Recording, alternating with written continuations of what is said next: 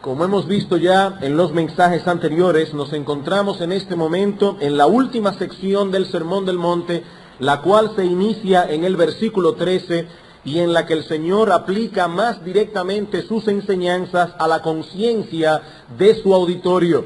El Sermón del Monte no es una pieza de museo que podemos leer y admirar sin que nos afecte. No, este sermón tiene que ver con nuestra vida aquí y ahora, pero tiene que ver también con nuestra vida en la eternidad. El Señor concluye su discurso invitando a sus oyentes a entrar por la única vía de acceso al reino de los cielos, la puerta estrecha de la verdadera conversión, versículos 13 y 14. Entrad por la puerta estrecha, porque ancha es la puerta y espacioso el camino que lleva a la perdición, y muchos son los que entran por ella. Porque estrecha es la puerta y angosto el camino que lleva a la vida, y pocos son los que la hallan. Hay dos puertas y dos caminos. Una puerta ancha y cómoda que lleva a un camino espacioso, pero que termina en destrucción y perdición. Y una puerta estrecha y angosta que lleva a un camino estrecho también, pero es la puerta que lleva a la vida.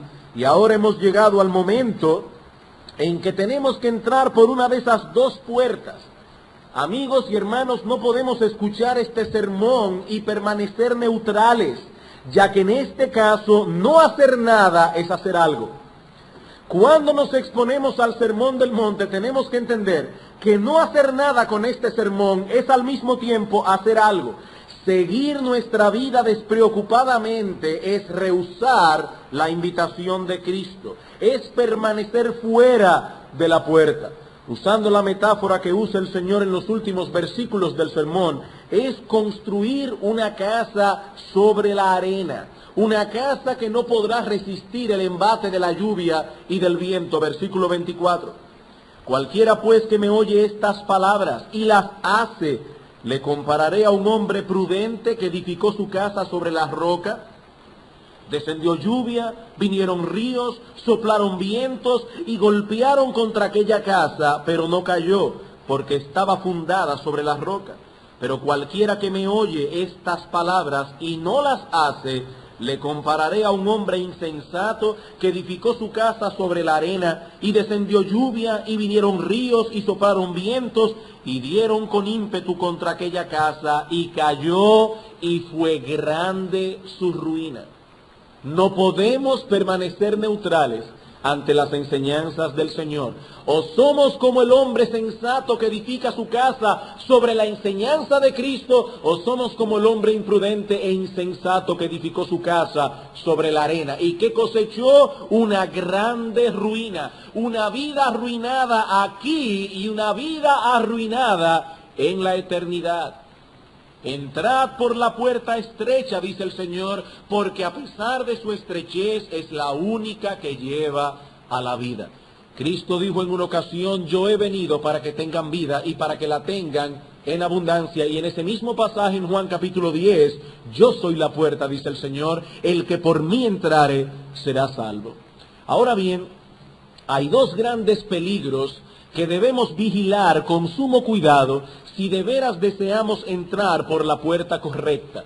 ¿Cuáles son estos peligros? El peligro de los falsos profetas, versículo 15, guardaos de los falsos profetas, y el peligro del autoengaño. La semana pasada concluimos con la sección que trata sobre los falsos profetas. Los que estaban aquí recordarán que durante 5 domingos estuvimos contemplando detenidamente ese pasaje. En la mañana de hoy comenzaremos a considerar la sección que trata sobre el autoengaño, versículos 21 al 23. No todo el que me dice, Señor, Señor, entrará en el reino de los cielos, sino el que hace la voluntad de mi Padre que está en los cielos. Muchos me dirán en aquel día, Señor, Señor, y no profetizamos en tu nombre, y en tu nombre echamos fuera demonios, y en tu nombre hicimos muchos milagros. Y entonces les declararé: nunca os conocí, apartaos de mí, hacedores de maldad. Comentando acerca de este texto que vamos a exponer hoy en la mañana, el doctor Martin Lloyd-Jones dice lo siguiente: no cabe duda que estas palabras son en muchos sentidos las más solemnes que haya pronunciado en este mundo no solo algún hombre, sino incluso el mismo Hijo de Dios. Hermanos, probablemente nuestro Señor Jesucristo no pronunció a lo largo de todo su ministerio unas palabras más solemnes que las que estudiaremos en esta mañana. De acuerdo a la enseñanza de este pasaje, en el día del juicio final, ese es aquel día del que habla Cristo allí, en el día del juicio final, muchas personas religiosas, no ladrones, no adúlteros, no borrachos, no drogadictos, no, muchas personas religiosas que profesaban creer en Cristo, escucharán aterradas el terrible veredicto del versículo 23. Apartaos de mí, hacedores de maldad. Estos hombres y mujeres no profesaban una religión extraña, no eran budistas, no eran maometanos, profesaban el cristianismo y, como veremos en un momento, estaban envueltos en toda una serie de actividades religiosas relacionadas con la fe cristiana, pero no obstante a todo eso, fueron condenados. Si de veras amamos nuestras almas y estamos preocupados por nuestro destino eterno, hacemos bien en prestar cuidadosa atención a estas solemnes palabras de nuestro Señor. No todo el que me dice Señor, Señor, entrará en el reino de los cielos. No son pocos los que descubrirán al final de sus días que estaban engañados. El Señor no dice aquí, algunos pocos me dirán en aquel día, o un grupo de cierta consideración. No, allí dice muchos. Y cuando Cristo dice muchos, es que son muchos. Muchos me dirán en aquel día, y yo les diré, apartaos de mí. Se trata de una multitud de falsos profesantes que al final de los tiempos descubrirá la triste realidad de que entraron por la puerta ancha y consecuentemente terminarán en destrucción. Y nos preguntamos cómo puede ser posible que una persona se engañe a sí misma de ese modo durante toda una vida. Entendemos que alguien rechace abiertamente el cristianismo y que incluso rechace todo tipo de religión y finalmente descubra que ciertamente había un Dios al cual ni adoró ni obedeció, pero que una persona crea de sí misma que es cristiana y que en ciertos aspectos externos se comporte como tal y que luego resulte que en realidad no lo era. Hermanos y amigos, eso es un pensamiento aterrador. ¿Cómo puedo yo estar seguro de mí mismo entonces? ¿Cómo puedo asegurarme de que yo no seré uno de esos de los que habla nuestro texto? Uno de esos que Cristo apartará por siempre de su lado. Eso es precisamente lo que deseo tratar en esta mañana. Como ven, hermanos y amigos, estamos ante un pasaje cargado de solemnidad. Esto es en verdad un asunto de vida o muerte. El peligro de aquellos que se engañan a sí mismos pensando que son cristianos y no lo son. Por ahora nos limitaremos a ver dos cosas en nuestro texto. Es probable que luego de nuestro viaje continuemos tratando algunas cosas más. Deseamos ser cuidadosos al manejar un pasaje como este, por cuanto no queremos inquietar a hermanos que no deben ser inquietados, pero al mismo tiempo deseamos destruir cualquier esperanza falsa que alguno aquí pueda tener. Veremos en primer lugar la base sobre la cual descansan los falsos profesantes, en base a que estas personas creían que eran creyentes. Y en segundo lugar, veremos dónde radica el error de los falsos profesantes, dónde se equivocaron estos hombres y mujeres que llegaron al día del juicio final creyendo que eran lo que no eran. Veamos entonces, hermanos, en primer lugar, la base sobre la cual descansan los falsos profesantes. Todos estos hombres y mujeres de los que habla nuestro texto creían ser cristianos, cristianos genuinos que iban camino al cielo. Pero como hemos dicho ya, al final descubrirán que estaban engañados. La pregunta que queremos responder ahora es, ¿en qué se basaban ellos para pensar y decir que eran hijos de Dios? Evidentemente estaban descansando sobre una base falsa.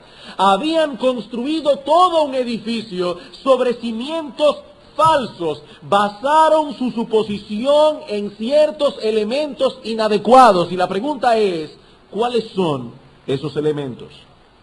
Bueno, en primer lugar, de acuerdo a lo que enseña nuestro texto, estos falsos profesantes descansan en la ortodoxia de su confesión. En primer lugar, estos falsos profesantes descansan en la ortodoxia de su confesión de fe. Cristo dice aquí, no todo el que me dice, no todo el que dice acerca de mí, no todo el que se dirige a mí diciendo, Señor, Señor. Estos hombres y mujeres llamaban a Cristo Señor. No lo consideraban simplemente como un gran hombre, no lo consideraban simplemente como un gran maestro, no. Ellos confesaban con su boca que Jesús es el Señor, eran ortodoxos en su confesión. ¿Y qué significa confesar que Jesús es el Señor?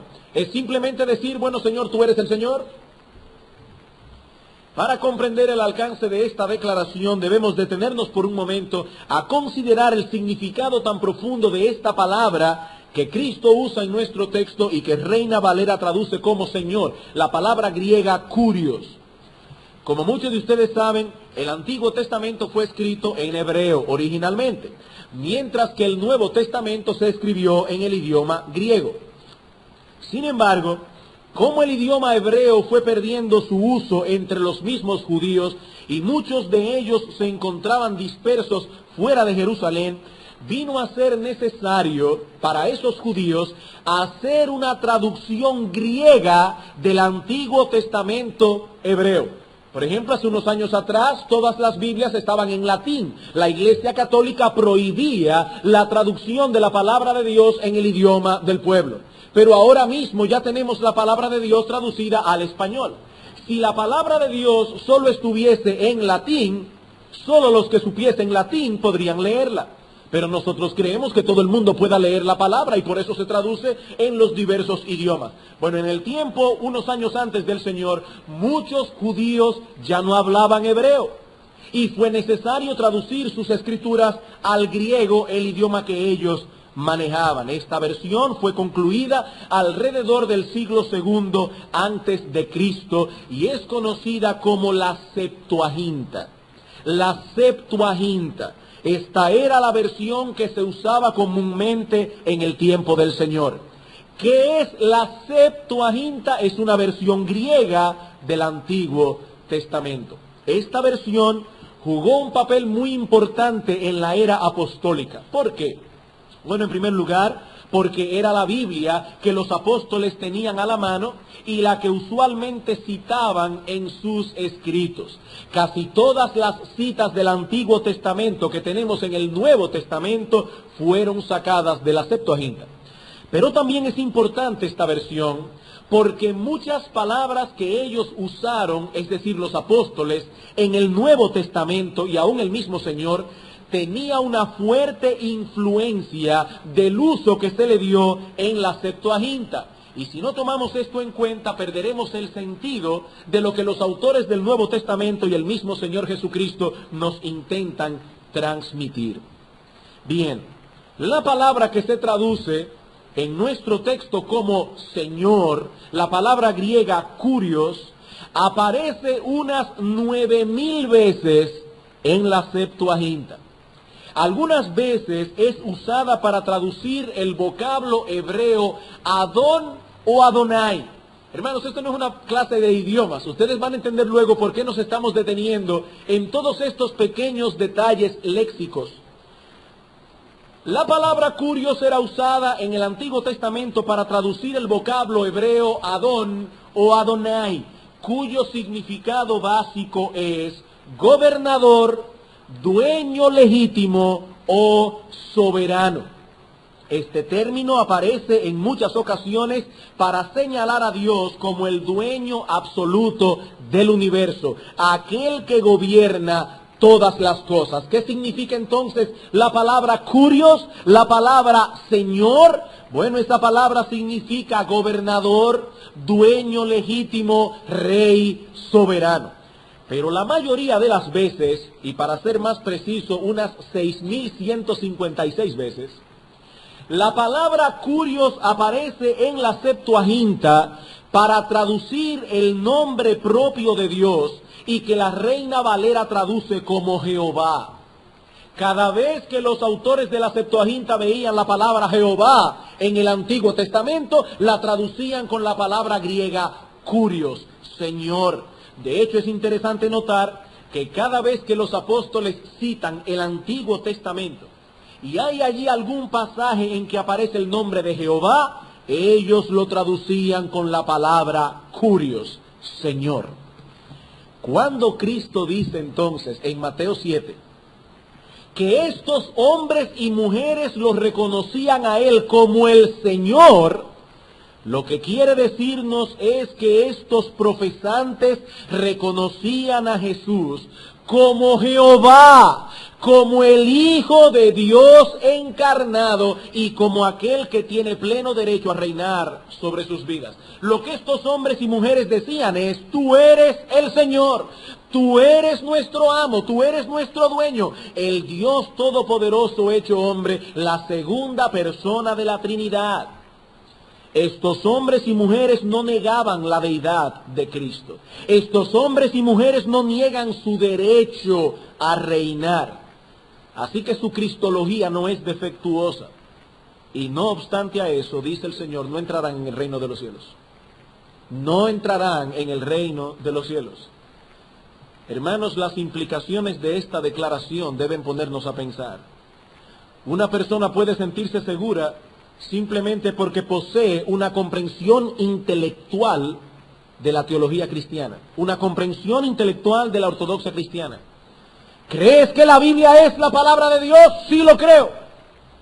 ¿Crees que Jesucristo es el Hijo de Dios hecho hombre? También lo creo. ¿Crees que solo creyendo en Él podemos ser salvos? Lo creo. Eso está muy bien. Pero lo que Cristo dice aquí es que se puede creer en todo eso y aún así ser un falso profesante. Se puede creer en todo eso y aún así ser un falso profesante. No todo el que declara esta verdad entrará en el reino de los cielos. Hermanos y amigos, muchos irán al infierno con la cabeza llena de verdades evangélicas. Esa es la advertencia que el Señor nos da en este pasaje. No todo el que me dice Señor, Señor. Y lo mismo advierte Santiago en su carta. ¿Tú crees que Dios es uno? Dice Santiago, bien haces.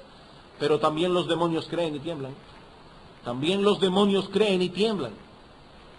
Para un judío afirmar que Dios es uno era una prueba elemental de ortodoxia. ¿Qué dice Deuteronomio 6:4? Escucha Israel, Jehová nuestro Dios, Jehová uno es. Tanto el judaísmo como el cristianismo giran alrededor de esta doctrina fundamental, el monoteísmo, la creencia de un solo Dios verdadero, en contraposición a las naciones paganas que son politeístas, como veíamos esta mañana en la clase de escuela dominical. No obstante, dice Santiago, esa ortodoxia no es suficiente, porque también los demonios saben que hay un solo Dios. También los demonios saben que hay un solo Dios. Cuidado, dice Santiago, con confiar únicamente en el hecho de que creemos ciertas cosas, porque los demonios también las creen y ellos no entrarán en el reino de los cielos. Hermanos, ¿cuántas veces no leemos en los evangelios que Cristo se enfrentó con demonios que los reconocían a Él como el Señor y como el Hijo de Dios? Tú eres el Hijo de Dios, le decían los demonios. Y sin embargo los demonios no entrarán en el reino de los cielos. Así que no todo el que dice Señor, Señor, entrará en el reino. No podemos entrar en el reino sin reconocer que Jesús es el Señor. Que quede esto claro, eso lo veremos más adelante. Nadie entrará en el reino sin confesar que Jesús es el Señor. Lo que estamos diciendo es que ese reconocimiento no es suficiente. Ese reconocimiento no es suficiente, mi amigo. Si eso es todo lo que tienes para evaluar la genuinidad de tu fe, estás descansando sobre una base muy endeble, sobre una base que se puede desplomar en cualquier momento. Pero estos hombres y mujeres de los que habla nuestro texto no descansaban únicamente en su ortodoxia, sino también, de acuerdo a Cristo, en una supuesta atadura emocional con Él. Estos hombres y mujeres no solo eran ortodoxos en su doctrina, sino que también supuestamente poseían una atadura emocional con Cristo. Noten el versículo 21. No todo el que me dice, Señor, Señor. Interesante la repetición. Y luego en el versículo 22, muchos me dirán en aquel día, Señor, Señor. Hay un énfasis aquí que no debemos pasar por alto. Esta repetición, Señor, Señor, implica algunas cosas. Por un lado, implica un anhelo fervoroso de parte de aquellos que se dirigen a Él. Y una vez más cito aquí a Martin Lloyd-Jones. Estas personas no son creyentes intelectuales solamente. Hay un elemento de sentimiento. La emoción está involucrada. Parecen ansiosos y llenos de fervor. Señor, Señor. Sin embargo, sigue diciendo él, nuestro Señor dice que incluso eso puede ser completamente falso y que hay muchos que llenos de celo y de fervor no entrarán en el reino de los cielos. Hermanos, hay personas que dicen, pero yo quiero que tú me veas a mí cuando yo oro. Yo me voy en lágrimas delante del Señor. Sí, eso es lo que está hablando aquí. Personas que vienen delante de Cristo, que no solo poseen una ortodoxia en su cristología, sino que dicen, Señor, Señor. Pero hay algo más implicado en esta repetición y que tiene que ver con esta atadura emocional de la que estamos hablando. En el mundo bíblico, se mencionaba 2 veces el nombre de una persona para indicar de ese modo una relación de mucha proximidad e intimidad. Recuerden esto, cuando se menciona 2 veces el nombre de una persona en el mundo hebreo, en su trasfondo cultural, es para denotar mucha proximidad e intimidad. Por ejemplo, ¿recuerdan ustedes, hermanos, en Génesis capítulo 22? Cuando Dios le pide a Abraham que sacrifique a su hijo, le dice a Abraham, dame a tu hijo Isaac, tu único a quien amas. Y dice que Abraham se dirige al monte Moría a sacrificar a su hijo, pero cuando tenía el cuchillo alzado para degollarlo, dice que un ángel le dijo, Abraham, Abraham. No simplemente Abraham, Abraham, Abraham, porque Abraham era amigo de Dios. Y demostró su proximidad e intimidad precisamente cuando estuvo dispuesto a sacrificar a su hijo. Claro, no lo sacrificó, Dios lo estaba simplemente probando. Otro ejemplo que podemos dar lo encontramos en Génesis capítulo 46, versículo 2. Cuando Jacob está descendiendo a Egipto para encontrarse con su hijo José. Dice que Dios lo llamó desde una visión y le dijo, Jacob, Jacob. Otro ejemplo de eso lo tenemos en Éxodo capítulo 3, versículo 4. Cuando Dios se le aparece a Moisés en la zarza ardiendo y le dice, Moisés, Moisés. También vemos eso en Primera de Samuel capítulo 3, cuando Dios llama a Samuel para ser su siervo y le dice, Samuel, Samuel. Encontramos el mismo ejemplo en Lucas capítulo 10, versículo 42. Cristo está en la casa de Lázaro, Marta y María, personas que tenían mucha intimidad con Él. ¿Y cómo le dice Cristo a María, a Marta? Marta, Marta, afanada y turbada estás con muchas cosas. Cuando Cristo lloró sobre Jerusalén, al ver el juicio que vendría sobre la ciudad, ¿qué dijo? Jerusalén, Jerusalén. Y cuando el Señor estaba clavado en la cruz del Calvario, dijo, Dios mío, Dios mío. Esa repetición de nombres implica proximidad e intimidad. Estos hombres y mujeres de los que habla nuestro texto en Mateo 7, no solo poseían una visión doctrinal adecuada de Cristo como el Hijo de Dios, no solo lo reconocían como el amo legítimo de sus vidas, sino que clamaban ser amigos íntimos del Señor. clamaban tener una relación de proximidad e intimidad con Él. Hombres y mujeres fervorosos que dicen que Cristo es su amigo, y aún así el Señor dice, no entrarán en el reino de los cielos. No entrarán, con todo y su ortodoxia, con todo y su fervor, con todo y las lágrimas que han derramado en ocasiones, no entrarán en el reino de los cielos. Yo les decía, hermanos, es un pasaje solemne, es un pasaje solemne, pero hay todavía algo más en lo que estos profesantes descansan. No solo en su ortodoxia, no solo en su atadura emocional a Cristo, sino también, en tercer lugar, en sus actividades y capacidades en el plano religioso. En sus actividades y capacidades en el plano religioso. Versículo 22. Muchos me dirán en aquel día, Señor, Señor, ¿no profetizamos en tu nombre? Y en tu nombre echamos fuera demonios, y en tu nombre hicimos muchos milagros. Hermanos, una vez más insisto en notar la palabra muchos.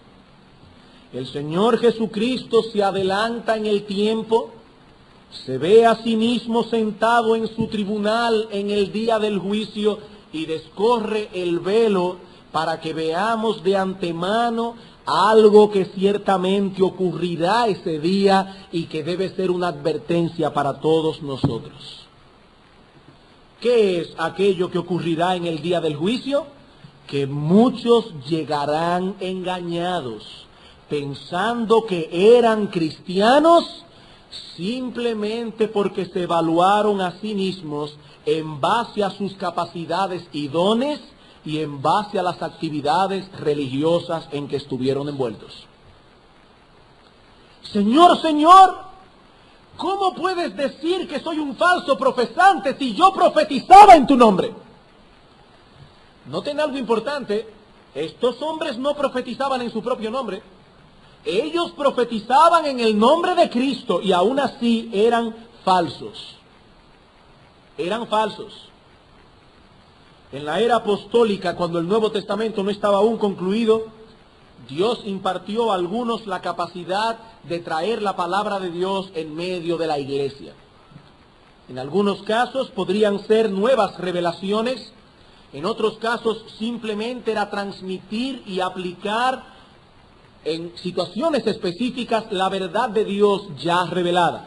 Digo esto porque muchas veces cuando oímos la palabra profeta nos imaginamos a un individuo que siempre está prediciendo el futuro. No. Profeta era un mensajero de Dios. Por ejemplo, de Judas y Silas, se dice en el libro de los Hechos, y por supuesto no era Judas Iscariote, se dice en el libro de los Hechos que como eran profetas, consolaron y confirmaron a los hermanos con abundancia de palabras. Lo que el Señor nos advierte en nuestro texto entonces, es que se puede hacer todo eso. Se puede hablar a los hombres la palabra de Dios y aún así no ser cristianos.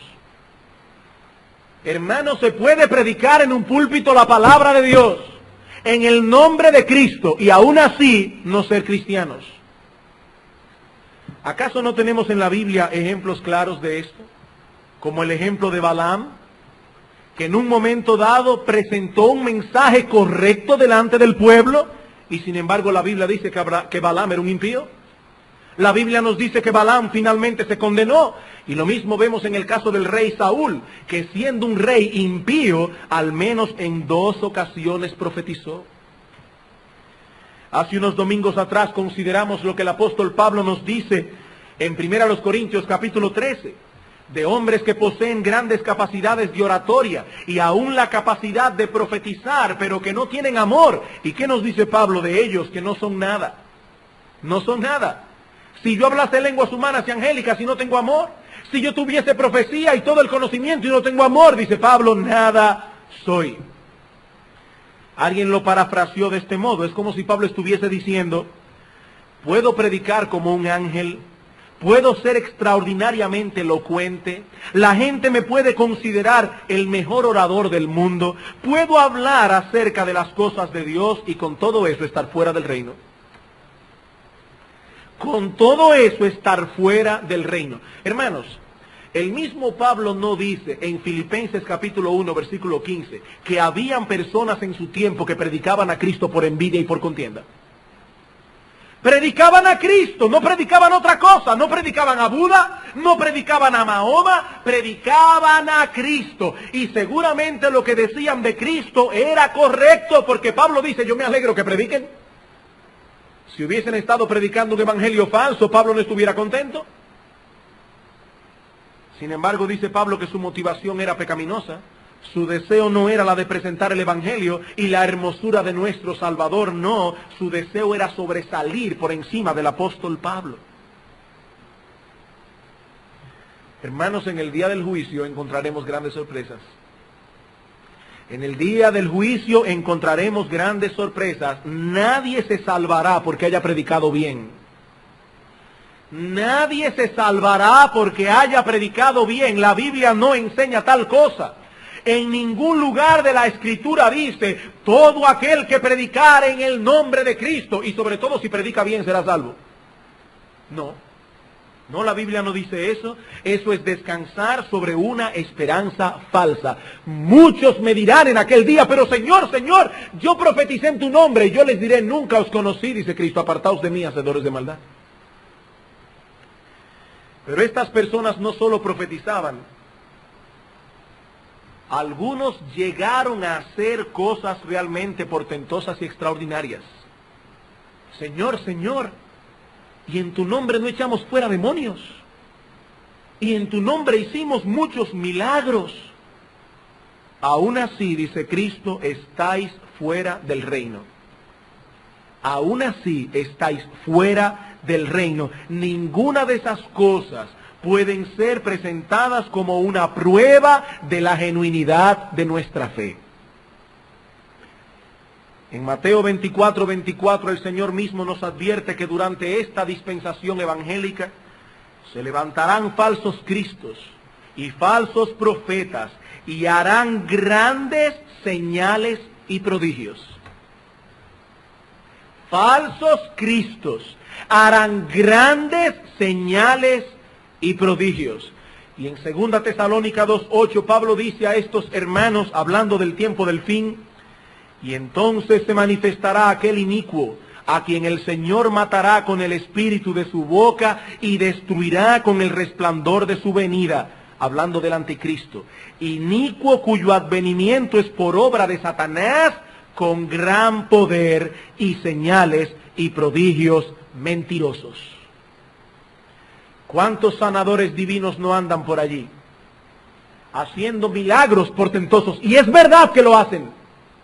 Pero ¿qué dice el texto? Son milagros, poderes y señales mentirosos. La capacidad de hacer milagros no es una prueba sobre la cual podamos descansar. En cierta ocasión los discípulos vinieron muy contentos ante el Señor. ¿Recuerdan cuando Cristo envió 70 a predicar? Y vinieron diciéndole y contándole a Cristo todas las cosas grandes que habían hecho. Y Lucas nos cuenta en su evangelio que le dijeron con gozo al Señor, aún los demonios se nos sujetan en tu nombre. ¿Saben qué les respondió el Señor? No os regocijéis de que los espíritus se os sujetan, sino regocijaos de que vuestros nombres están escritos en los cielos. Hermanos, ¿acaso no se encontraba Judas en ese grupo? ¿Acaso no se encontraba Judas Iscariote en ese grupo? ¿Y de qué le valió a ese inicuo echar fuera demonios y hacer grandes milagros? No le valió de nada. Su nombre no estaba escrito en el registro celestial. Y ni ahora ni nunca entrará en el reino de los cielos. ¿En qué descansaban estos falsos profesantes? Descansaban en su ortodoxia, descansaban en su atadura emocional con Cristo, descansaban en sus actividades y capacidades religiosas. ¿Y qué les dice Cristo? Apartaos de mí, yo nunca os conocí, vosotros sois hacedores de maldad. Y nos preguntamos, ¿pero dónde es que está el error de esta gente?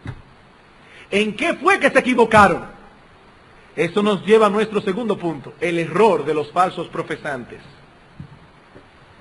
¿Dónde radica la equivocación de estos hombres y mujeres? Equivocación por la que tendrán que pagar un precio bien alto. ¿En qué se equivocaron? ¿Dónde está su error? Antes de responder esta pregunta en una forma positiva, me voy a permitir enfocarla primero desde una perspectiva negativa, es decir, en dónde no yerran estos individuos. El error de estos hombres y mujeres no debemos buscarlo en el contenido de su confesión. Esto es importante. ¿Qué dicen ellos de Cristo? Ellos confiesan a Cristo como el Hijo de Dios encarnado y como aquel que tiene derecho a reinar sobre los hombres. Hermanos y amigos, esta declaración no solo es correcta en su contenido, sino que podemos llegar más lejos y decir que nadie es un verdadero cristiano a menos que no crea eso. Nadie es un verdadero cristiano a menos que no crea eso.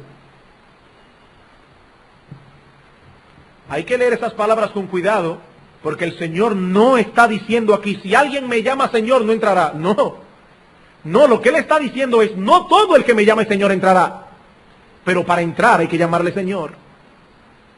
No todo el que me llame Señor entrará, pero para entrar hay que llamarme Señor.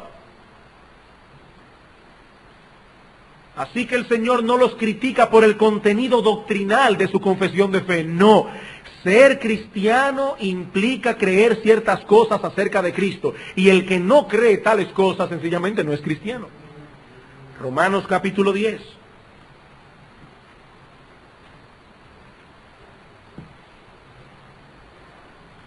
Romanos capítulo 10.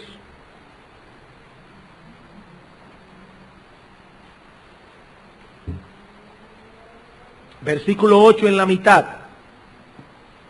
Esta es la palabra de fe que predicamos, que si confesares con tu boca que Jesús es el Señor, y creyeres en tu corazón que Dios le levantó de los muertos, serás salvo. Porque con el corazón se cree para justicia, pero con la boca se confiesa para salvación.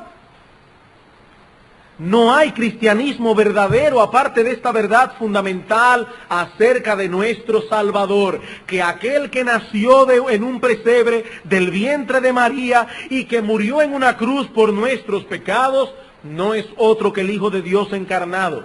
O si quieren ponerlo de otro modo, Dios el Hijo, la segunda persona de la Trinidad.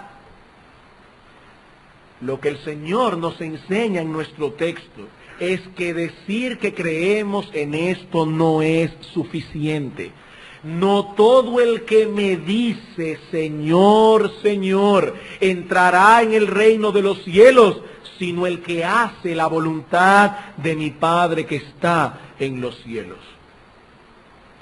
Ellos dicen que Cristo es el Señor, el dueño de sus vidas, el amo absoluto que tiene derecho a legislar sobre todas las áreas de su existencia. Pero a la hora de actuar, a la hora de tomar una decisión, ellos no consultan al Señor. Ellos no toman en cuenta la voluntad de Dios, sino que hacen lo que les parece más conveniente. ¿Y qué demuestran con ello? Que en verdad no creen en Cristo ni se han sometido a su señorío. Ellos dicen creer en Cristo y lo proclaman como su amo y Señor, pero todo eso no es más que pura palabrería. El yo sigue reinando soberano. Y Cristo dijo en una ocasión, si alguno quiere venir en pos de mí, niéguese a sí mismo. Destituya al yo y entonces podrá seguir a Cristo.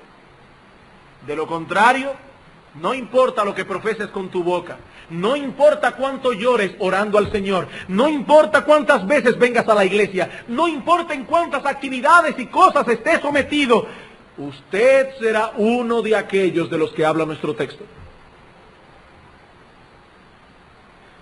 ¿Por qué me llamáis Señor, Señor? Dice Cristo en Lucas 6:46. ¿Por qué me llamáis Señor, Señor y no hacéis lo que yo digo? ¿Por qué? Si no estás dispuesto a hacer lo que yo digo, entonces, ¿por qué dices que yo soy tu Señor? Eso es lo que está diciendo Cristo.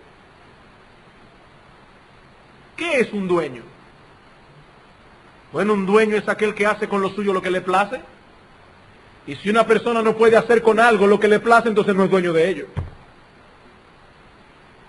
Bueno, de igual manera, si Cristo es nuestro Señor, entonces Él y no nosotros es quien debe determinar qué vamos a hacer con nuestra vida, cómo vamos a reaccionar en un momento dado, cómo vamos a invertir nuestro tiempo.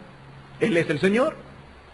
¿Por qué me llamáis Señor, Señor? Y a la hora de actuar, actúas como a ti te parece más conveniente. Eso yo no soy tu Señor. ¿Por qué me llamáis Señor, Señor? Si a la hora de invertir tu dinero, a la hora de invertir tu tiempo, a la hora de hacer esto o hacer aquello, consultas con tu propio corazón. Entonces tu corazón es el Señor, yo no soy tu Señor. Hablando acerca de esto, un autor cristiano comenta lo siguiente, y me agrada mucho el balance con que este hombre explique estas cosas. Dice Alan Crisop, la confesión de que Cristo es el Señor implica el reconocimiento de su justa soberanía sobre el cristiano.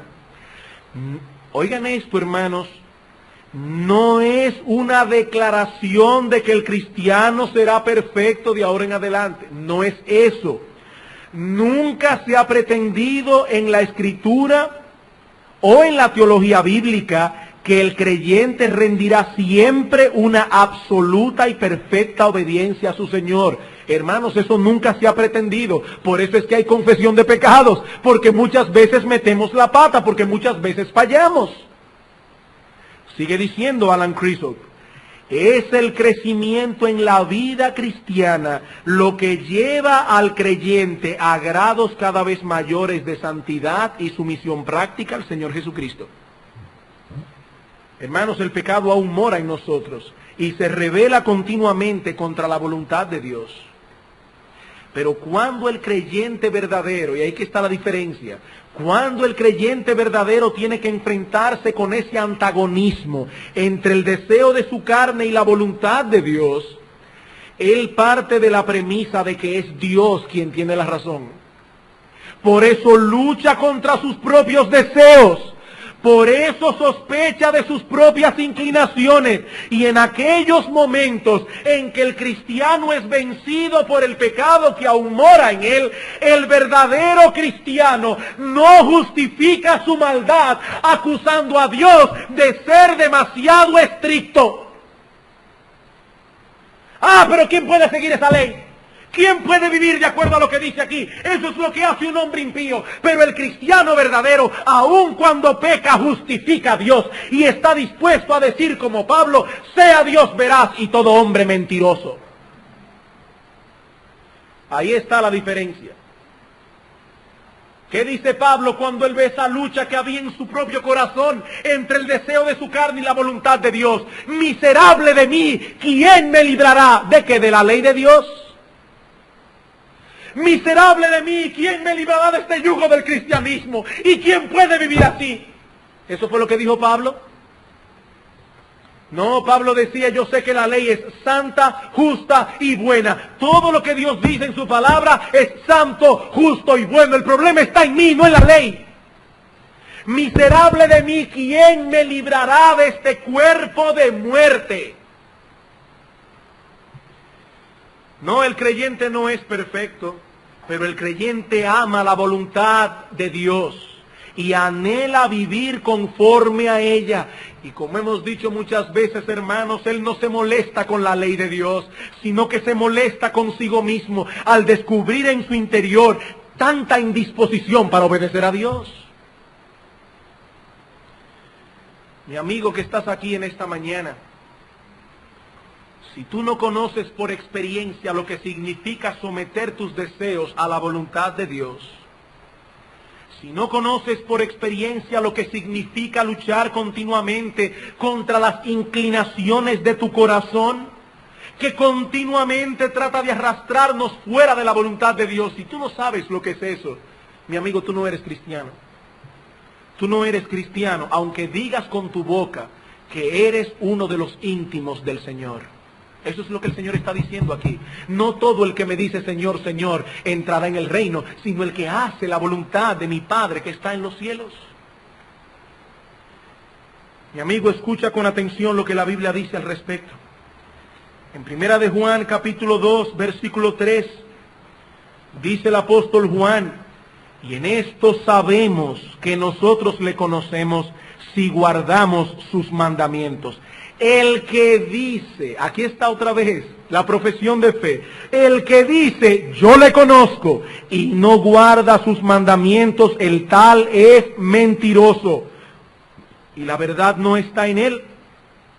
Versículo 6, el que dice que permanece en él debe andar como él anduvo.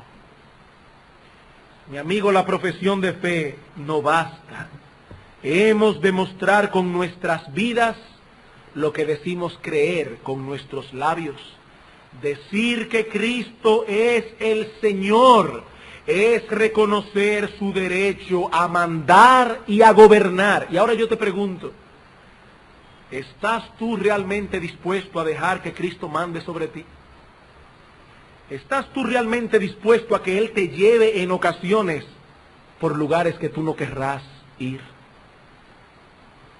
Si no es así, tú corres el riesgo de escuchar en aquel día las terribles palabras del versículo 23, apartaos de mí, hacedores de maldad. Esa palabra maldad que aparece allí del griego anomia, significa literalmente transgresión de la ley. La maldad de estos hombres y mujeres no es que eran borrachones, no es que eran ladrones, adúlteros, no.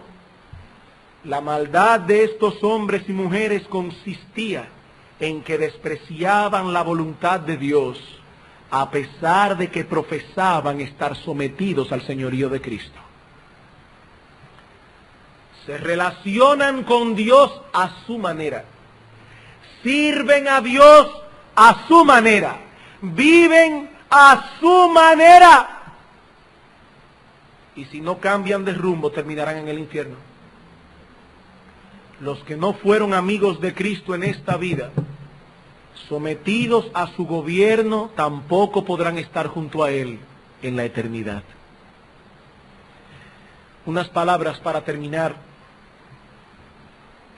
Al escuchar estas cosas, mi amigo, ¿qué tú puedes decir acerca de ti mismo?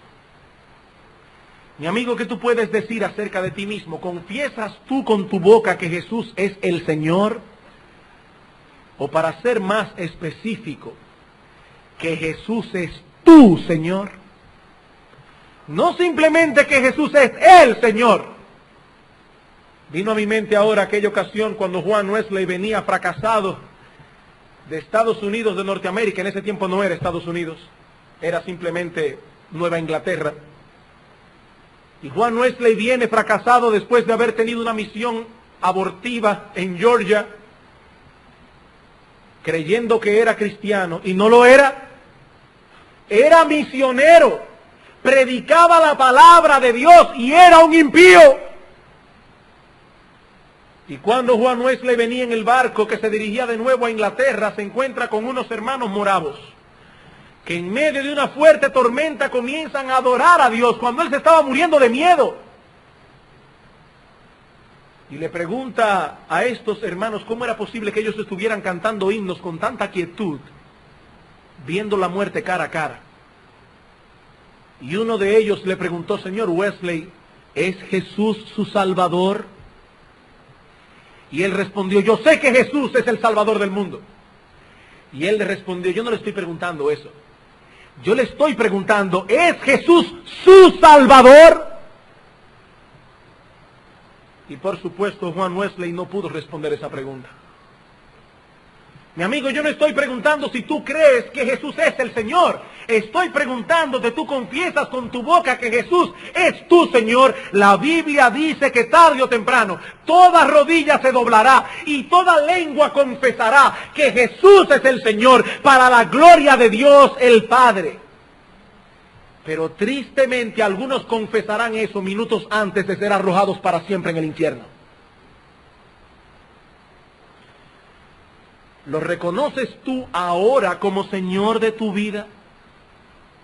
Mi amigo, si tu respuesta es negativa, puedes estar seguro de que tú no estás dentro del reino de la gracia y que mañana no entrarás en el reino de los cielos. Pero si tu respuesta es positiva y tú confiesas con tu boca que Jesús es el Señor, es tu Señor, entonces recuerda, hermano, recuerda, mi amigo, que no todo el que dice Señor, Señor entrará en el reino de los cielos, sino el que hace la voluntad del Dios y Padre que está en los cielos. Es una completa contradicción afirmar que Cristo es nuestro amo, que Cristo es nuestro dueño, nuestra máxima autoridad, mientras al mismo tiempo vivimos despreocupados porque no nos interesa saber qué dice Él en su palabra, ni luchamos con el deseo de nuestro corazón para someternos a la voluntad de Dios. Mi amigo, si Cristo es mi Señor, yo no puedo vivir controlado por mis criterios personales, por mi lógica o por mi educación, sino por la voluntad de Cristo. Que el Señor se apiade de nosotros y nos permite evaluarnos con objetividad. Como decíamos al principio, es nuestra intención destruir toda esperanza falsa, pero al mismo tiempo deseamos que los cristianos genuinos sean afianzados en la verdad, aun a pesar de sus luchas. Que Dios nos ayude a evaluarnos con objetividad. Vamos a orar.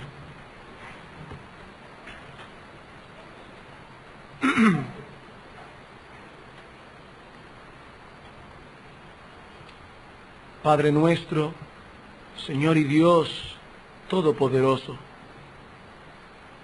tú tienes derecho a reinar sobre nuestra vida, porque eres nuestro Creador y porque eres nuestro Redentor. Oh Padre bueno, a la luz de estas cosas que hemos oído, que tu Santo Espíritu nos conceda el que podamos evaluarnos objetivamente, para que no lleguemos a conclusiones equivocadas ni a favor ni en contra. Ayúdanos, oh Dios, y ayuda a muchos que están aquí, que para ellos hoy pueda ser el día de ese encuentro con Cristo como el Señor de sus vidas. Te lo pedimos en su nombre. Amén.